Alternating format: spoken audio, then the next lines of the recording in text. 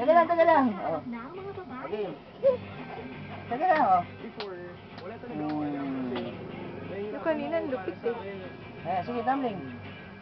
Oh. Baliang ka yan, kwento rin eh. Parang wala akong confidence sa sarili ko.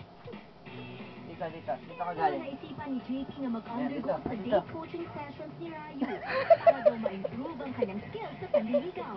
Dito ka galing, dito. JP, Dito, tumbling. ni Rayu ngayong gabi. And currently, Itakpan mo yung ano mo, baka mauntog siya din. sa labas ng isang club sa may Pasay. Teka lang, ayun ang masama, oh. Hindi niya alam kung saan siya papunta, eh. Okay naman siya. Basta tumbling na ng tumbling. Pagkakaano ko sa kanya is very social. Hindi dyan, tatama ka dito. Pero, Ayusin mo daw yun. yung approach ng Dito. Ayusin mo. Doon, oh, para doon ka tatama, doon, oh. Sige, tumbling.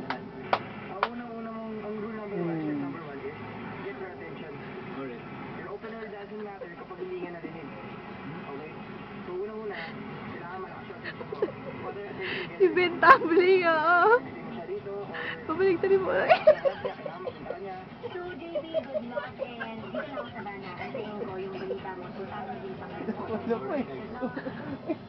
Pabaliktad eh, pabaliktad. Mali. Gusto mo ilagay ulit. Dito ka. Ito ang una sa maraming Ayan, pagdaan sabi. ng field training.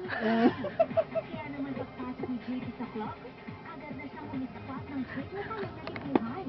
Mayabot na ulit. Pag-ikot lang silang magnet ng nilapitan ng mga chicks si JP. So, medyo nung una, medyo Dito ka galing. Dito. nakakabahan ako, di Dito. ba gagawin ko. Tumbling. Teka. Okay. Medyo success yung first open. Dito. Parang natural na lang sa akin. Dito galing. Dito. Kung helmet na raw para kay Bilis, JP last na to. maging Wow, Ready? puno na. Sige lang, ready. Okay. lalaki na humihingi sa kanya ng tulong. Bawat single guy naman daw kasi Oh, dami na. Stop na.